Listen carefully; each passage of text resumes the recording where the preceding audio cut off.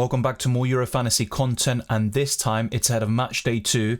There are still plenty of games going on in Matchday 1, and to timestamp this podcast is recorded on Sunday morning, so a lot could change. Hopefully no injuries or anything like that, which affects the best Limitless team and also future videos and podcasts. But the plan is to do a best Limitless and wildcard team every single match day, as well as the team selection. And from time to time, if I do have anything to spare, I will maybe upload other different types of videos as well. And of course, every single deadline will be covered on this channel, so be sure to tune in 2 hours before the deadline every single match day. Smash the like button and subscribe if you're new.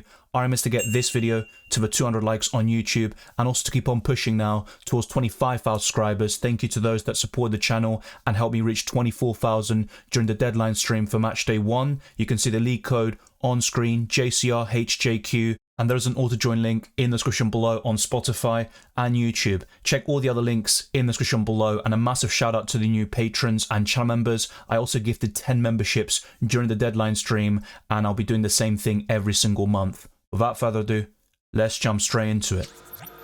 For those that are new to Euro Fantasy and don't know how some things work, I'd highly recommend you check out my how to play guide and also the chip strategy video, because those two really help you understand all the ins and outs of this fantasy game, which is identical to UCL Fantasy. And to kind of summarize what the Limitless is, it's like a free hit from FPL, so you can build a team for one match day only, but there are no budget restrictions this time round, so you can build pretty much the most expensive team possible and have no worries whatsoever. Now, Matchday 2 has some very tough fixtures for some of the best teams in the tournament, but I still think it can pay dividends, and you can also target some of the more underrated countries in the Euros and build a very strong squad that gets a lot of points. And there are many big scores with the Limitless in the group stages, and no matter what you do in terms of saving the wildcard for Matchday 5, for example, which can definitely work, I'd highly recommend using the Limitless in either Matchday 2 or 3. And after seeing my squad, maybe let me know if you're intrigued to use the chip in Matchday 2. But let's get straight into this, starting with the goalkeepers and working our way up through the field. We have some big clashes in Matchday 2 and several tough fixtures. So you have England facing Denmark, Italy versus Spain, France versus the Netherlands, but I still think we're sport for choice in the goalkeeper position for this match day, and Manuel Neuer is right up there amongst the very best. And Germany looked very imposing in the opener against Scotland, a 5-1 win, and that is the biggest scoreline for an opening game in Euros history. But it's difficult to judge how good Germany are because of how woeful Scotland were on that day, but I still think Neuer could be one of the best goalkeepers in Matchday 2. Now, if you want to cover Germany defensively in a different way, you do have Rudiger, who made 6 ball recoveries but also scored that own goal. You also have Jonathan Tah, who made 7 ball recoveries but got booked. Mittelstadt, who has some attacking potential, and unfortunately Joshua Kimmich is a midfielder in this game, but he plays in the right back position. So I still think Neuer is a great option to cover that Germany defense in Matchday 2.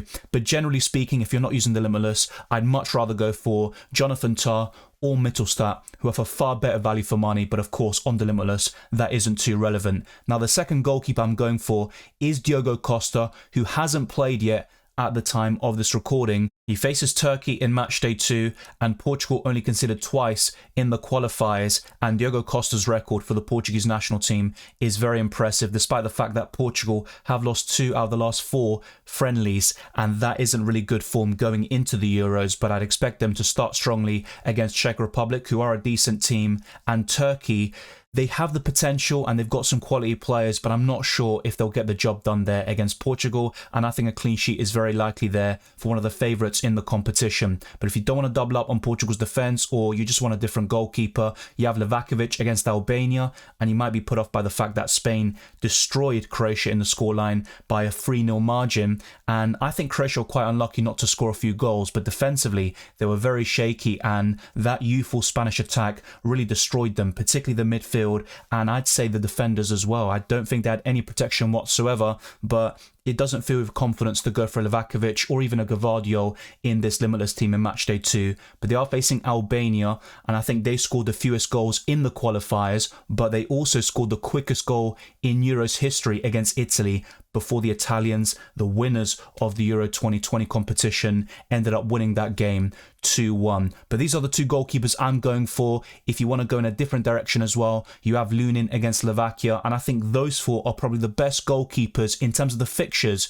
and also the quality of goalkeeper.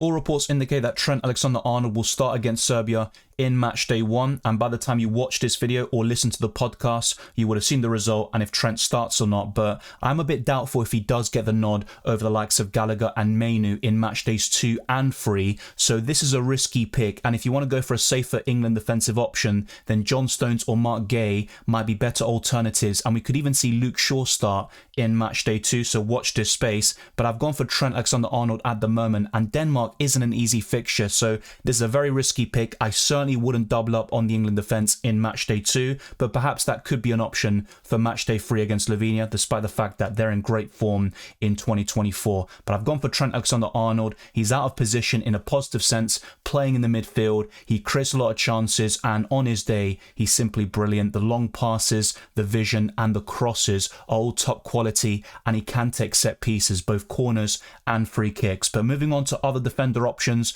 with better fixtures, I think one of them is a particular standout in Matchday 2, and that's Timothy Castagna against Romania, who are defensively solid. They drew the last two games 0-0 in the friendlies, but they also struggled to score goals and create chances. So I could see Belgium keeping a clean sheet here, and a defensive double-up isn't out of the question with De Kuyper, De Bast, or maybe you go for Wout Faes as well. And you've got Casteels in goal alongside Timothy Castagna, who probably offers the best attacking potential of any Belgian defender. But we've got some top quality midfielders and forwards to choose from in the Red Devils, and that's why I'm only going for Timothy Castagna for that Belgian defence. Now moving on to the other options in this position, I'm going to go for Josko Gvardiol, who had a great end to the season with Manchester City. He was quite shaky in the opener against Spain, and I think Yamal got the better of him, but he wasn't dribbled past, and overall he's got that attacking potential at left back. He typically is obviously in the centre back position, but he can also play on the left hand side and bomb forward. He's got a bit of trickery about him, and also an eye for goal, which he has shown for Manchester City, especially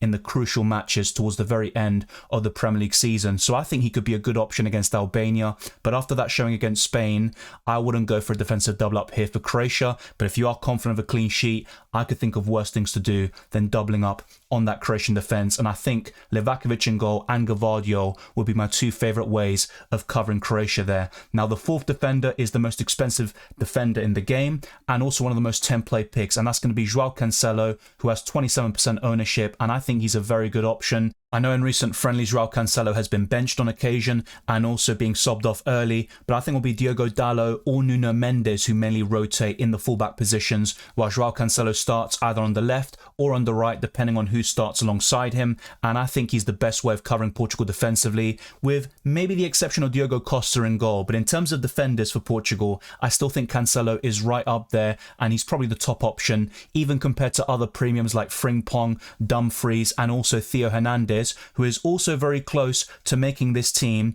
But I have to say I have reconsidered this, and I don't think I'm going to be going in this direction, and instead, and of course a lot depends on if he's fit or not, I'm going to go for an underrated option here in Mykolenko, who isn't injured out for Matchday 1, but if he is fit in time for Matchday 2, I'd highly recommend him against Slovakia, where I think Ukraine can keep a clean sheet, and also Mykolenko could get an attack in return. You have Zabani, Matvivenko, and a few other options in the Ukraine defence, and also Lunin in goal, but I think this could be the best way of covering the Ukraine defence there if Mykolenko is fit. But if he isn't fit and we still have to go for an alternative in this position, I think Theo Hernandez would be next in line purely for the attacking potential, because the Netherlands is a very difficult game, and once again you can go for other defensive double-ups. Maybe you go for Sutalo or Pongracic alongside Gvardiol, or you go for one of the Belgian defenders like De Kuyper, maybe Wout Faes or De Bast. It's completely up to you, but I'd rather go for a defensive balance, maybe one defensive double-up. I don't like having two or three even on the Limitless, because despite the quality of fixture, there's a huge risk, as we saw already in the opener between Germany and Scotland, where Germany conceded virtually nothing in terms of chances, and yet Antonio Rudiger scored an own goal. You also have Albania scoring in 30 seconds against Italy, and many Euro fantasy managers had a defensive double up there for the Italians, or maybe a triple up, and that could really backfire. Now, the opposite applies, and you could see these double or triple ups really working out for you with clean sheets, ball recoveries, and potentially attacking returns. But honestly, in terms of defensive double ups, I'd only go for one, possibly two at the very most, even on the Limitless, and instead, I'd rather double up on the attacks, especially for Belgium. If you see most of my Matchday 1 content, you will know that Belgium have one of the easiest groups for me, and the first two matchdays in particular look very strong. Now, Romania are quite decent defensively, but I still think Belgium can score 3 or 4 goals in this match and stat pad, and Kevin De Bruyne is one of the best playmakers in the world. He can score a lot of goals himself. His record for Belgium overall is very impressive. From set pieces or open play, he can definitely harm Romania, and I think De Bruyne is arguably the best midfielder in the game for Matchday 2 when you combine the fixture quality and also the quality of player, and undoubtedly De Bruyne is right up there with the best midfielders in the world. Now, next up is going to be a budget option, but hear me out. There's two 6.5 million midfielders that really pique my interest for Matchday 2, and that's going to be Baumgartner against Poland or Sudakov against Slovakia. Those are the two that really interest me at 6.5 million, but on the Limitless, you would be tempted to go for the most expensive options, and you could go for a Bukayo Saka or double up on the Germany midfield as well and have all three of those midfielders at the same time alongside Kevin De Bruyne. But I just want to highlight Baumgartner and also Sudakov at 6.5 million, even on the Limitless. But if you want to go for more expensive players who are more reliable in terms of goal contributions, that's fair enough. But at the time of this recording, Baumgartner has actually scored or assisted in his last 5 games for Austria, and he's got a great record. He's also on penalties potentially, and on set pieces he's got good delivery. So I think Baumgartner could be a spectacular option, and I'd certainly rate him above the other Austrian attackers, including Sabitzer, who was decent in UCL Fantasy, but I think this midfielder is even better for the national team. So just hear me out on that one. If you disagree, be sure to let me know, and if you like the pick, then go for him, because I think he could really perform in match days 2 and 3. Now, next up, this was very close. It's between two 8.5 million midfielders, but I'm going to go for Jamal Musiala, who was very impressive against Scotland. And it's about time that he steps up for the national team in terms of goal contributions. He might not be the most consistent in terms of goals and assists combined, but he's arguably the best dribbler in the world, and he's just a delight to watch. And against Hungary, who were very shaky against Switzerland, well, they have to shore things up at the back against Germany. Otherwise, we could see the host nation scoring 4 or 5 goals yet again, and they could certainly cement themselves as one of the favourites in this competition. And that's why, on this Limitless, I'm going for an attacking double-up for Germany with Florian Wirtz, another German golden boy, another great playmaker with different qualities to Musiala. But I think these two are certainly two of the most exciting that Germany have to offer, and I think I would go for this attacking double-up. You don't have to, and Saka over Musiala is certainly something to consider, or perhaps over Florian Wirtz, who's only got 2 goals for the German national team, but he scored the opening goal of the Euros, and he got a 10-pointer in matchday 1, with Musiala getting 12. So if you went for these two in matchday 1, fair play. Don't expect this to happen every single match day, but against Hungary, I think it could certainly pay off yet again. Now, the final midfielder is going to be a very simple one, another template pick in Bruno Fernandes with 33% ownership, and I think he's Portugal's best attacker in Euro Fantasy, but maybe a certain Cristiano Ronaldo will have something to say about that. And if you want to go for 2 Portugal attackers, I think those two are certainly the ones to go for. Then you drop one of Cancelo or Diogo Costa, and perhaps you maybe go for another Belgian defender and drop Lukaku up front. It's up to you the way you want to structure your team and which defensive or attacking double-ups you want to go for, but I think Bruno Fernandes is enough to cover that Portugal attack. Lukaku has 85 goals for the Belgium national team. He has more international goals than the likes of Pele, and yes, maybe the Euro qualifiers and World Cup qualifiers are very easy for the likes of Lukaku with the quality of opposition, but he is a great goal scorer for Belgium. There's no denying that, and these 2 match days coming up, match days 1 and 2, I could see Lukaku scoring a bucketload of goals if he gets his shooting boots on and doesn't do what he did back in Qatar. But I'm very confident Lukaku will deliver, and Romania is a very good fixture for him. And on the the Limitless is a perfect opportunity to go for him and Kevin De Bruyne at the same time. We can't discount Leandro Trossard, but I think the other two are more consistent in terms of goal output for the Belgium national team. Now, despite the tough fixture, I'm going to go for Harry Kane up front, and I think one England attacker is enough against Denmark, and that's another reason why I went for Musiala over Saka. I just think Hungary is a superior fixture compared to Denmark, which could be very tough for England. It was a semi-final in the previous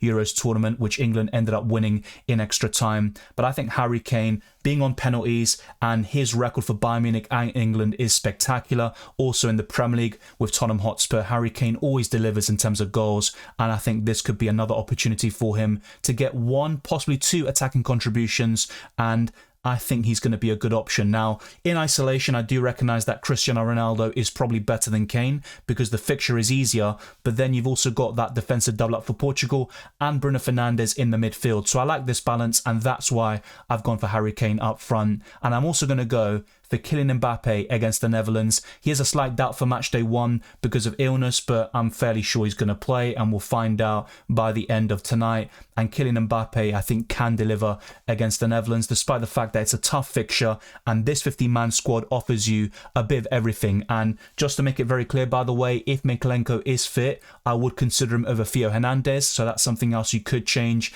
And there's a few things here and there that you could maybe suit to your liking. Sudakov instead of Baumgartner, or you go for Saka, Musiala and Wirtz in the same team, and you also go for Ronaldo up front. You drop one of the Portuguese defenders or the goalkeeper, and you also could go for a Dovbyk or Kai Havertz up front. So I think these are the best options on the Limitless. And in terms of the captaincy, well, of course, remember, you can captain a player on each day.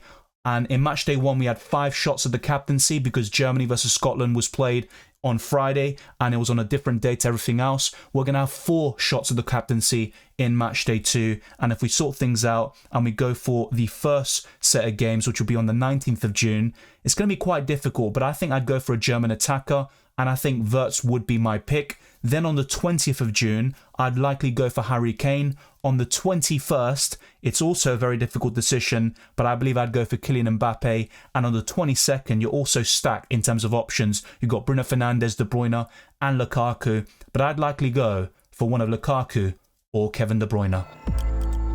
As always, remember to order your bench in a certain way where those playing on the 21st and the 22nd are on your bench, and you have those playing early in the match day in your starting 11. And once their games are finalised and you see your low scoring players, you can make the substitutions, and of course you can change the captaincy. And some of you have been reporting issues about you can't change the captain or you can't make subs. You have to wait a few hours until the games have finished on a certain day, and then afterwards you're going to be able to make substitutions and change the captaincy to your liking. So don't worry about that whatsoever. Just ensure you make those changes before the next set of games happen on the following day. Thank you very much for watching this video and listen to this podcast. If you enjoyed it or found it useful, then be sure to smash the like button and subscribe for new. Let's get this video to over 200 likes, and let's keep on pushing towards 25,000 subscribers and beyond. Follow me on Twitter and Instagram, DylanRCM, and check all the other links in the description below for my Patreon and the championships for early access to my videos, amongst many other perks like priority reply to comments in live streams and